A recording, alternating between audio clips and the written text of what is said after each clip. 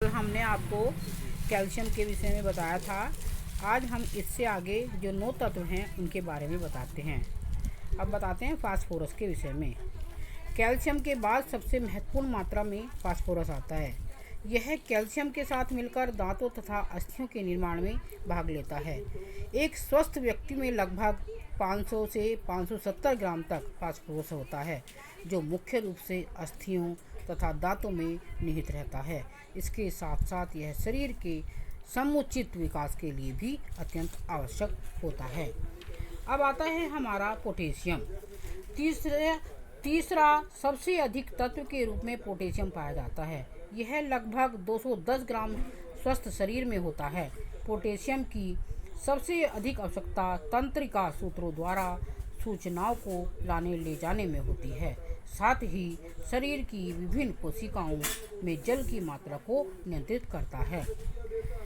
चौथा आता है सोडियम शरीर में जल संतुलित के लिए सबसे महत्वपूर्ण तत्व है। यह शरीर में मुख्यतः सोडियम तथा क्लोरीन के मिश्रण के रूप में पाया जाता है। शरीर में सोडियम की मात्रा प्रायः मोटे व्यक्तियों में सामान्यतः अधिक होती है। वैसे तो एक स्वस्थ व्यक्ति में इसकी मात्रा लगभग 120 ग्राम होती है। अगला आता है लोहा। हमारे शरीर के लिए आवश्यक तत्वों में से एक है लोहा।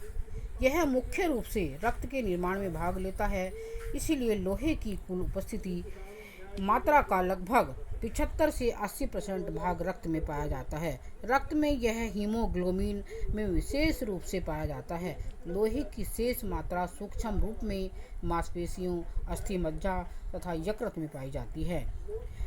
औसतन एक स्वस्थ व्यक्ति में लगभग 5 से 7 ग्राम तक लोहे की मात्रा पाई जाती है। अब आता है आयोडीन। आयोडीन शरीर के लिए आवश्यक होते हुए भी इसकी बहुत कम मात्रा, केवल 20 से 22 मिलीग्राम मात्रा ही हमारे शरीर में पाई जाती है। हमारे शरीर में आयोडीन की अधिकांश मात्रा थायराइड ग्रंथियों में पाई जाती है। आयोडीन प्रायः थायरोक्सिन नामक हार्मोन्स के निर्माण में प्रयोग होता है। अब आता है तांबा हमारे शरीर में प्रायः बहुत कम मात्रा में पाया जाता है। शरीर में इसकी मात्रा 50 से 70 मिलीग्राम तक पाई जाती है, जो मुख्य रूप से मांसपेशियों, रक्त, विभिन्न पाचक एंजाइमों तथा कुछ मात्रा अस्थियों में पाई जाती है। अब आता है गंधक भी हमारे शरीर में प्रायः बहुत कम मात्रा में उपस्थित रहता है। गंधक मुख्यतः प्रोटीन में ही पाया जाता है।